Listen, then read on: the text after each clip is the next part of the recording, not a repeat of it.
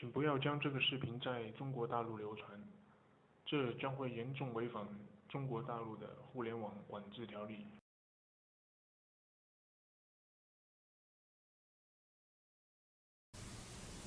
Time flies very fast. Yes. We met for the first time in 1986. You and I. That's right. When I was mayor of Shanghai. That's right. It was on a roof out of doors. Near the Huangpu River. Exactly. Exactly. And I'm very happy to meet you again today. And I thank you very much for granting us this interview. You know, Mr. President, you took over a little bit more than 10 years ago, right? Widely perceived to be a transitional figure. You were not going to be number one. You were going to spend a few years running the country, and then somebody more decisive and somebody stronger and so forth was going to take over. But you confounded the skeptics. You took charge, and you're still very much in charge. Why do you believe that perhaps you were underestimated? I was the mayor and then the party secretary in Shanghai. In fact, I did not think that I would be transferred to the Central Committee here in Beijing. But finally, I was the man who was selected. Deng Xiaoping and other leaders of the older generation wanted me to become General Secretary of the Communist Party. I did not expect this. However, I've been in this position for 11 years, and I've always held the conviction that I need to do my very best to serve my country and my motherland. And maybe it was because of my hard work and my diligence that I still have the job. The shorter answers. You know the United States. Shorter answers, please. More concise. But I think my answer is roughly the same length as your question. I know it. That's absolutely true. If you make concise and brief questions, I'll give you brief answers. You are called by some the silk-wrapped needle. Is that one reason for your success? Or what does it mean? People use the same phrase to describe the character of Deng Xiaoping. I don't think I should be put on a par with Deng. But one thing for myself is that, for sure, is that I am a decisive figure. But that also would seem to mean you're a tough figure, a needle. In fact, a needle wrapped in silk is a very high compliment in Chinese, so I think I should be more modest. You studied the speeches of Thomas Jefferson and Abraham Lincoln as a youngster? When you were learning English? In fact, I was in middle school. And later, when I was a teacher in the night school in Shanghai, I also selected Lincoln's Gettysburg Address as part of my course. And maybe you want me to quote some lines from that speech. I do indeed. 47 years ago, our fathers brought forth on this continent a new nation, conceived in liberty and dedicated to the proposition that all men are created equal. Why did you learn that by heart? I'm particularly interested in the phrase, all men are created equal. That all men are created equal. Because this was a great influence on the students when I was in middle school. And I think what Abraham Lincoln described in his article still remains the goal of American leaders today. Especially the last paragraph, the government of the people, by the people, and for the people, never pushed from theirs. But Abraham Lincoln was elected by the people, correct? That's right. Why is it that Americans can elect their national leaders, but you apparently don't trust the Chinese people to elect your national leaders? Why? I also believe that I am an elected leader. although we use different ways of election. The only difference between China and the United States on this specific question is the different systems of election that we use in our two countries. Because China has its own historical tradition, its own level of education, of economic development and social development, and so on. So I think each country should have its own individual system of election. Of course. But I don't understand still why you have a one-party state. What would happen? What would happen in China if there were 2 or 3 parties? Isn't it conceivable that, as in the United States, the competition between the parties to represent the majority of the people in that country make for a better country? Why is it necessary to have opposition parties? It shows that you don't understand Chinese history. Americans think the whole world should adopt American values and the American political system. I don't think that is wise. It's not the American. It is the British. It is the German. It is the French. It is, it's all over the world.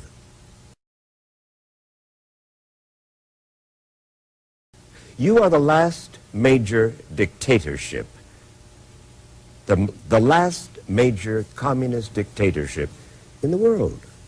You mean I'm dictatorship? Well, of course. A developmental dictatorship is what we believe it is. Am I wrong? Of course. This is big mistake.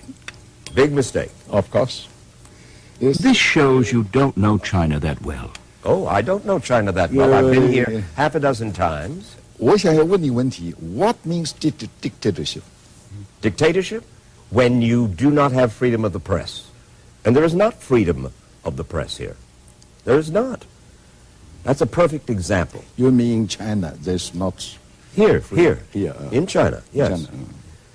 We see a connection between freedom of the people and freedom of the press. You have said the press should be the mouthpiece of the party.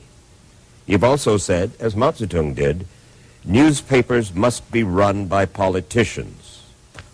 What do you fear from a free press? I think for any individual country or any individual party, they always have their own publications to promote their own ideology. As I explained to you, the Chinese system is a multi-party system led by the Communist Party. And we do have freedom of the press. We have over 2,000 TV stations in the country. We have more than 2,000 local newspapers and more than 8,000 magazines. We publish more than 100,000 new books each year.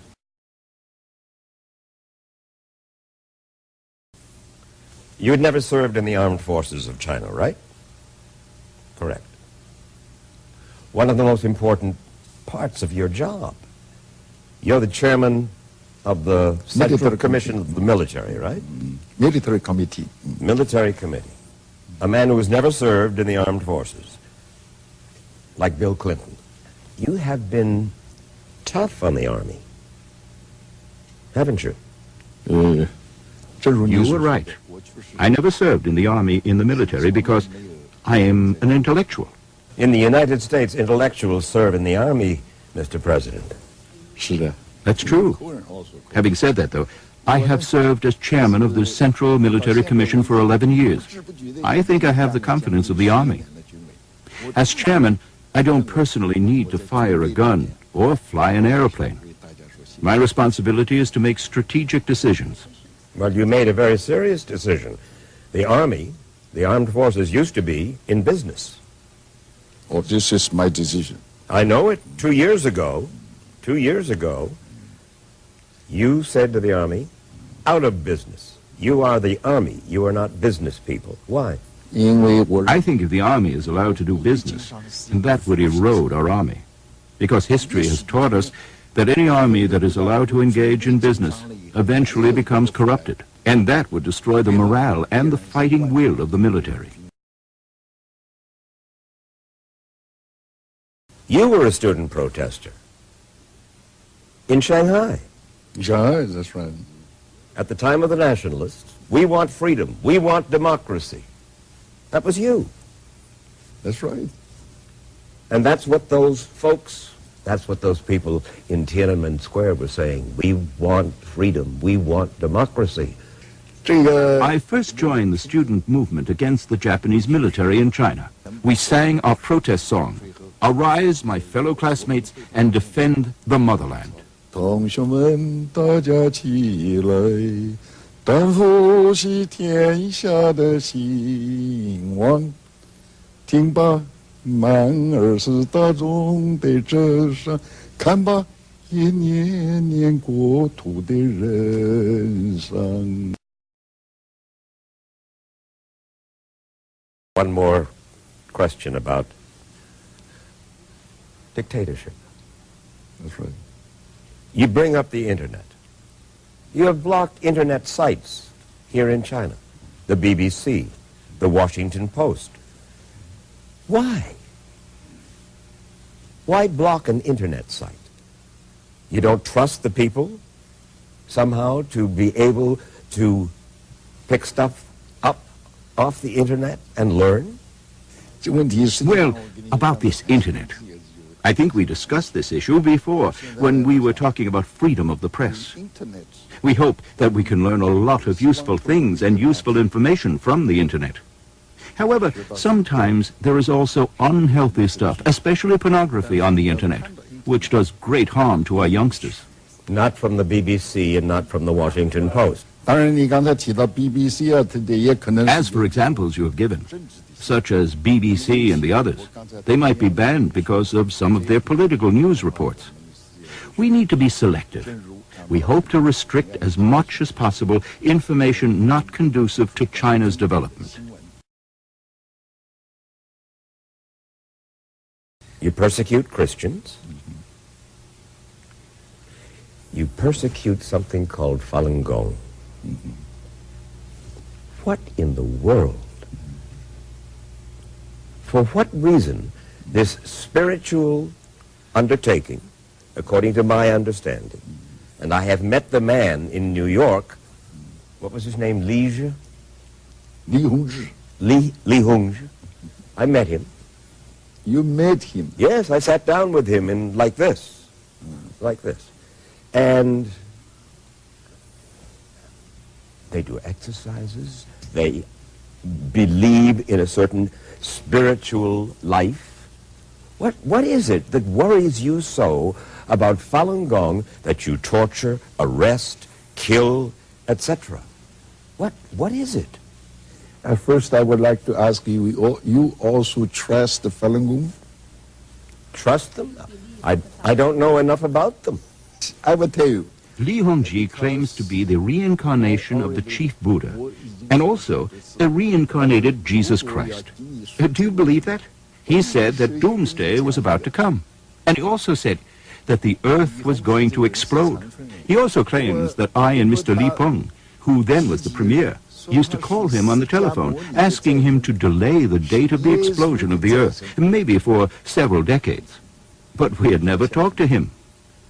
Well, by making all these claims, he wants to achieve nothing but people's trust, people's belief in him.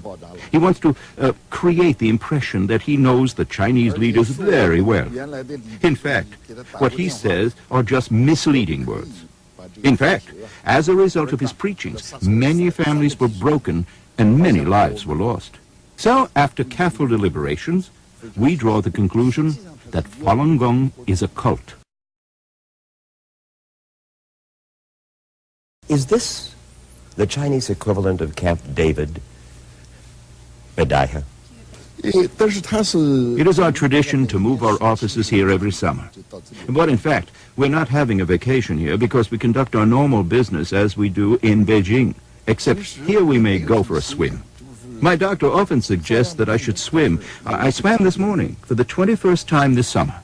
It's the tradition for Chinese leaders to swim. Mao Zedong swam, Deng Xiaoping swam, Jiang Zemin. Who's going to be your successor, and is he a swimmer? That may be a coincidence that we all swam, but it is true that swimming makes you feel relaxed and refreshed.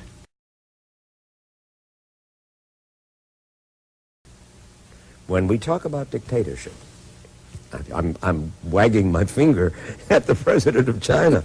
I hope you will not send me off to... You are? You are. It seems to me. A dictator, an authoritarian. No, but I, very frank speaking, I don't agree with your point. I'm dictator. I know you don't. I know that you don't. But there's an old American phrase about if it walks like a duck and quacks like a duck and so forth, it's a duck. A dictator is somebody who forcibly, whether it's free press or free religion or free private enterprise, now you're beginning to come a little closer to that. You, Father knows best, and if you get in the way of Father, Father will take care of you. That's what a dictator is, in effect, politically. I think your way of describing what things are like here in China is as absurd as what the Arabian Nights may sound like. The reality in China is that we have leadership by the Communist Party. According to law, the party only makes recommendations. Everything needs to be approved by the National People's Congress.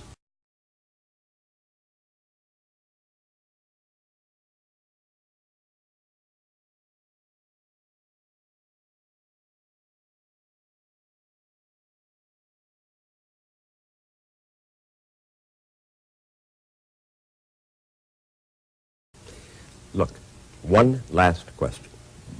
Dictatorship. You know what? When I see the picture of that one young man in front of the tank in Tiananmen Square, that to me means Chinese dictatorship. That's a wonderful symbol that hits me in my heart about dictatorship in China. Don't need translation. I know what you say. I'm very willing to answer these questions because Barbara Walters of ABC had asked me the same question about 10 years ago and gave me a photo. And I said this young man was not arrested and did not get hurt because the tank stopped in front of him and refused to crush him. And Barbara also gave me the name of who she believed was the young man, although I may have forgotten the specific name. But I asked people who were working with the public security agencies to use all of their networks to check out the whereabouts of that young man. And after a month-long investigation, I could say for sure that this young man has not been arrested. Did a part of you admire his courage? In fact, I've never met this young man, although we're trying to search out his whereabouts. But we do know that he was never arrested. I do not know where he lives now in China, but looking from the picture, I know he definitely had his own ideas. But whether his ideas were correct ones, that's an entirely different question. I cannot tell for sure who and what had influenced him. You haven't answered the question, Mr. President. Did a part of Jiang Zemin admire his courage? Now, I know what you're driving at. But what I want to emphasize is that we fully respect people's rights to freely express their wishes and desires. But I do not favor any flagrant opposition to the government's measures during an extraordinary situation. The tank stopped and did not run over the young man. I'm not talking about the tank. I'm talking about that man's heart, that man's courage. That man, that lonely man, standing against that. You were a student protester back in the Shanghai days.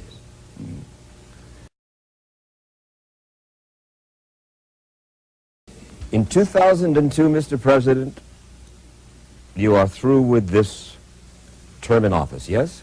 That's right. My term for the presidency will end in 2003, and for General Secretary in 2002. 2002, 2003, do you intend to give up any of your 3 posts? 我想你是 Oh, you ask very sharp, tough questions. Well, I'm afraid I can't give you a definitive answer today at this moment, because what will happen will be decided through our democratic system.